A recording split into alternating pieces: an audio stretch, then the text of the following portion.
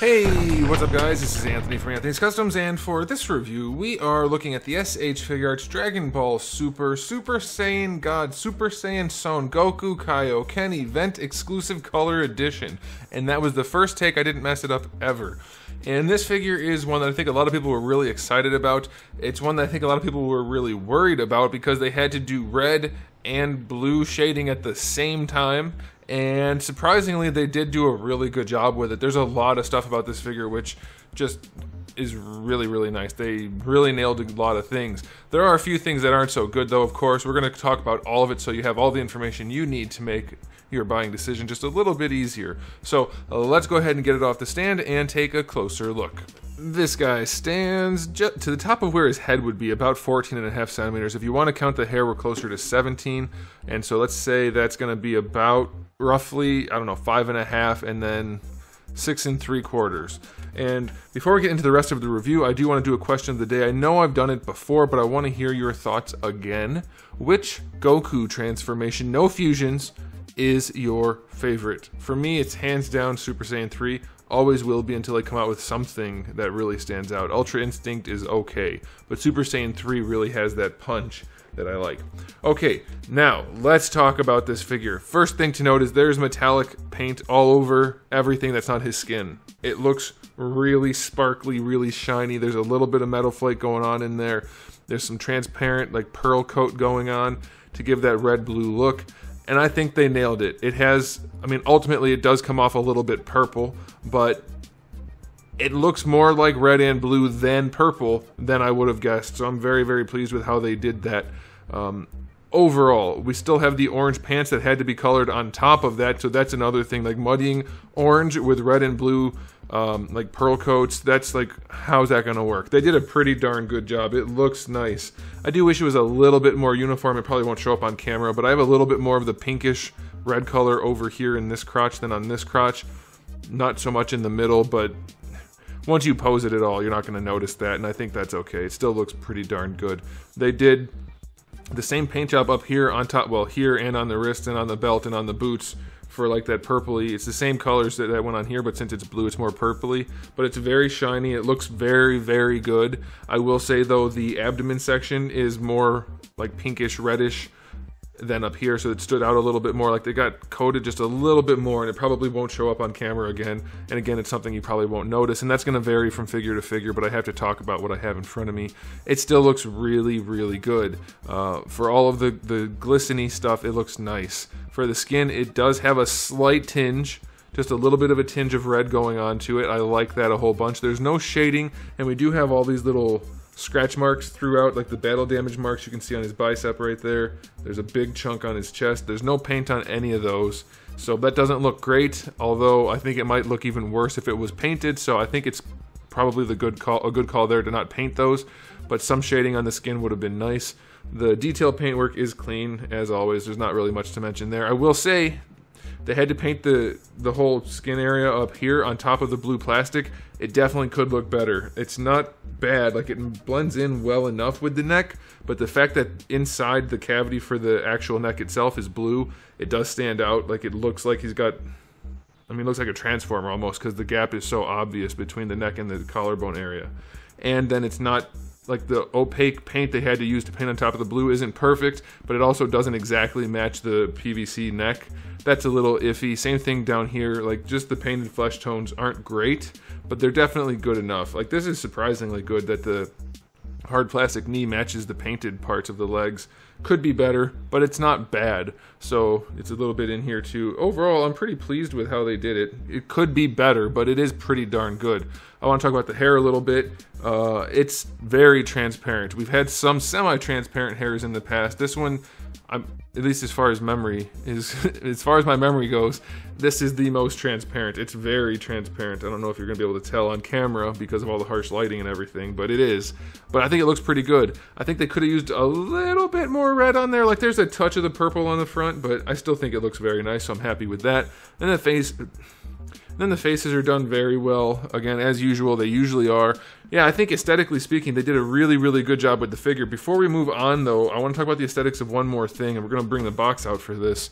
And that's the back piece, the effect part, the backdrop part. And I'm not in love with this. I don't know how well it's going to show up, but the blue lines on here are very stripy and not aligned with the sculpt. The blue doesn't follow the spikes of the sculpt going up and down at all. If you look on here, you have two examples. One right here, you can see the blue spike, like the whole thing is basically blue down here, and the spikes are very blue. Same thing all the way around here, if I can say it without stuttering. It looks so much better. Let me move it up a little bit. So much better in all these examples where the spikes are actually colored than it does on the final product where it's just stripes. The stripes of blue really take away from the effect part looking good. Granted, you're going to have the figure in front of it, so it's not going to be super obvious, but also we basically just go from solid clear to blue stripe, to solid clear to blue stripe, and that is just not what that looks like. So I'm definitely a little bit bummed out about that. We'll talk about that more in the accessories a little bit, but that's kind of a big deal as far as the aesthetic goes. Alright, so talking about the aesthetic, I'm going to give it an overall rating of 9. I think they did a really good job given the task at hand. I would not want to do that. I would not want to try to mix red and blue without it just looking like purple. And they did a good job. Like, it does come off as purple mostly, but not as much as I thought it would. I don't know if it's hard to explain. If you have the figure in hand, you probably know what I'm talking about. It looks like it's supposed to. They did a good job. Okay, now as far as accessories go, for faceplates, we have the stern face that comes on them in the package. We have a smirking face, an angry face, and then a yelling face. Again, they all look really good. I do think the eyes could lower a little bit. The faces do look really, really nice. I love the skin tone on them also. For hands, we have the 2 fist hands that come on them in the package. We get 2 martial arts posed hands, 2 clenchy hands, and 2 wide open hands. And then lastly, we get the effect backdrop. I already showed you the main piece. It definitely could be better. Then we get the 2 side pieces that go around the front, and they do look pretty good also, but the blue is very pale compared to the blue on the back, so it doesn't really have the same effect. The backdrop's not as good as I would like. It definitely could be better. Is it good enough? Kind of. Those blue stripes on the main piece, though, definitely bug me, so I don't know. I'm curious how you guys feel about that. Do you care that much about the backdrop? For me, it was a big part of this release. Having the blue and red glowing effect is what this is. It's Super Saiyan God Kaio-ken. We need those things, and so them not being executed that well bugs me quite a bit. So I'm going to knock the accessories down to only 7 out of 10. Basic hands and faces, which I'm pretty sure we've already had before, just recolored. And then the accessory, which we've already had before, also just recolored and not done that well. So not a great assortment, honestly. Alright, let's talk about the articulation. I'm positive we've seen basically all of this before, but I'll show you anyway. So the head is on a little ball hinge that is very well recessed in there, so you're going to get virtually no use out of the ball hinge itself. Just a touch, and it's going to be a total pain in the butt to wiggle that around to get it to work the way you want it to. But you can do it. So there, I got it from going sideways to front and back. Let me grab a faceplate. That one flew off the table somewhere. So let's see how well the head can articulate. Alright, so if we bring it forward and back, yeah, we just get a little bit. There's really not much range. It almost looks like Vegeta like that. Not much range, because it's just so seated. At least a double ball peg would have been easier to use. The neck is on a ball peg, but it has very little range, as usual, so not going to worry about that. The head is, it's going to be posable, but don't expect to do any like really heavy nuance posing with that. It's going to be a little bit difficult. For the sleeves up here, they are connected to the arm separately, so they can move around. Again, that's not the way we want that done, and they've started doing it other ways, which are better, but this is the way it is, so we'll see how well it works. It does look fine in the neutral when we use the butterfly joint, which, by the way, they use the dark blue plastic, so I appreciate that. The butterfly joint's not great. In fact, I'm not sure there's a use case, really. Like, that's as far over as it'll go, because it doesn't come out far enough. It's too recessed. It's all the way in there. So the butterfly joint doesn't really serve a purpose. That's a bit of a bummer. You do get the ball peg that connects the arm to the body. That lets the whole thing shift around. Then you can raise your arm up. Only that far, not even horizontal completely because of the way it's engineered. This is just too dated, this whole shoulder arrangement. They really need to step it up and come up with something better, which we've seen on some other releases. I think it was Super Saiyan 4.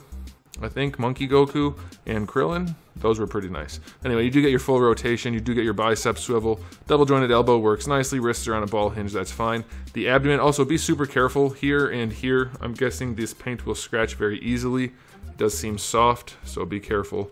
We have our hinge and our ball peg combo. Again, nothing really new here. Doesn't have the best range at all. It's pretty limited, surprisingly limited. Side to side is okay. Rotation at the top is very limited. At the bottom, it's okay. So yeah, the torso's... This isn't a figure that you're going to get a ton of posing out of. Like, you can pose it, but it does have a lot of limitations, and you do need to be careful about scratching the paint. So don't expect to get too much out of it. Let's try the hips. Bringing the leg forward. Pretty much horizontal. I will take that. Going backward. All the way, that's good. Going out to the side. No loose joints on this guy, by the way. I do like that. Out to the side, we're better than 90, or better than 45. So that's good. I would like more, but I think that's fine. And you might be able to force it just a little bit to get more. Thigh swivel is acceptable. Double jointed knee on this side works pretty well. No real issues there. On this side, it's not the best looking thing, but it is acceptable and it works fine, so that's okay. Again, most of this stuff we've seen.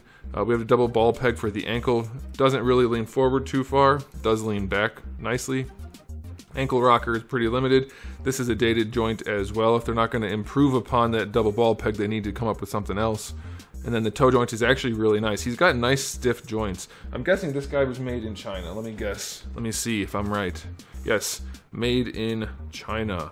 That doesn't necessarily indicate, or it being made in China isn't necessarily the cause of the tight joints, but he is a very, very stiff figure. Not in a bad way, in a good way. So that's good for the articulation.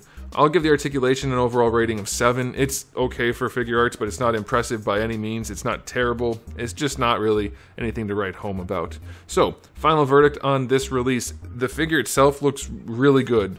I was not expecting them to do as good a job as they did, so I like that. The accessory does not look as good as it should, and the articulation is average. So I'm going to give it a final rating of 8 out of 10. 8 out of 10. The look of the figure is pretty good. If you just want to stand him on a shelf, I think you're going to love it. If you want to pose him a lot, this isn't really the one to do it. He doesn't have the best range, and you do stand to scratch that paint fairly easily. So yeah, it does have some shortcomings, but overall it's a pretty strong release. Let me know how you guys feel about it in the comment section below. And if you like the video, you can give it a thumbs up or a thumbs down. Those do still matter. Alright guys, thanks for watching. If you haven't subscribed, you might want to. I have new videos almost every single day and thousands on the channel already. So if you want to check out those, you can do that. They will fill in the days I don't have new uploads, though I don't think I've missed any days since the baby was born. I always skip Wednesdays. Anyway, plenty of stuff on the channel, so make sure you come back for all of that. And in the meantime, keep collecting.